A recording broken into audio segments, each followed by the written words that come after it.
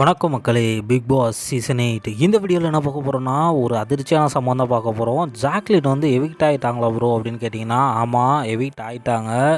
ஆக்சுவலாக என்ன நடந்திருக்குன்னு பார்த்தீங்க அப்படின்னா, இவங்க வந்து 6 லட்ச ரூபா பணப்பெட்டிக்காக 6 லட்சமா 8 லட்சமானு எக்ஸாக்டாக தெரில, 8 லட்ச ரூபா தான் நினைக்கிறேன். 8 லட்ச ரூபா பணப்பெட்டிக்காக அவங்க வந்து வெளியே போகும்போது குறிப்பிட்ட டைமுக்குள்ளே வந்து உள்ளே வர முடியலை. அதனால் வந்து ஜாக்லின் வந்து பிக் பாஸ் ஆல்ரெடி ரூல்ஸ் போட்டிருந்தாரு, நீங்கள் பணப்பெட்டி எடுக்கிறீங்களோ இல்லையோ குறிப்பிட்ட டைமுக்குள்ளே உள்ளே வந்திருக்கணும்.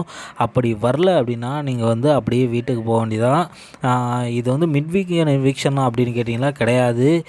பணப்பெட்டிக்காக தான் ஜாக்லின் வந்து ஓடி இருக்காங்க. ஏன்னு சொல்கிறேன் கேட்டுக்கோங்க. நேற்றே பார்த்தீங்கன்னா ஆல்ரெடி முத்துவும் ரயானும் வந்து பணப்பெட்டி எடுத்துட்டாங்க. அடுத்து பார்த்திங்கன்னா இன்றைக்கி பவித்ராவும் சௌந்தர்யாவும் அதுக்கப்புறமேலு விஷால், இவங்க 3 பேருமே வந்து 3 பேர்த்தில் வந்து பவித்ரா விஷாலை வந்து பணப்பெட்டி எடுத்துட்டாங்க. சௌந்தர்யா வந்து 10 லட்ச ரூபாய்க்கு ஓடி வந்து டைமிங்குள்ளே வந்துட்டாங்க. பணப்பெட்டி எடுக்கலை, ஆனால் டைமுக்குள்ளே உள்ளே வந்துட்டாங்க.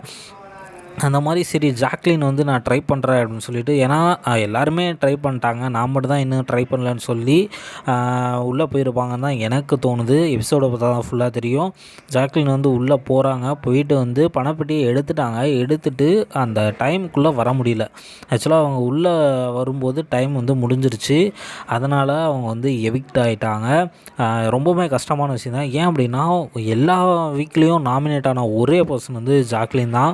பிக் பாஸ் சீசன் 8 வரைக்கும் வந்தாச்சு. இந்த 8 சீசனில் எல்லா வீக்லேயும் நாமினேட் ஆன பிளேயர் பார்த்தீங்க அப்படின்னா ஜாக்லின் மட்டும்தான். அப்படி நாமினேட் ஆகியும் மக்களால் காப்பாற்றப்பட்டாங்க. கண்டிப்பாக அவங்க வந்து ரன்னர் அப் ஆயிடுவாங்க. ஏன் அப்படின்னா நேற்று ஓட் லிஸ்ட்டெல்லாம் பார்த்தீங்க அப்படின்னா அஃபிஷியலில் அவங்க தான் நம்பர் 2 பிளேஸில் இருந்தாங்க.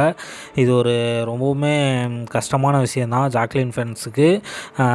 எனக்கு தெரிஞ்சு இந்த எவிக்ஷனு ரொம்பவுமே பாதிச்சிருக்கு. உங்களுக்கு எப்படி இருந்துச்சுன்னு மறக்காமல் கமெண்ட்டில் சொல்லுங்கள்.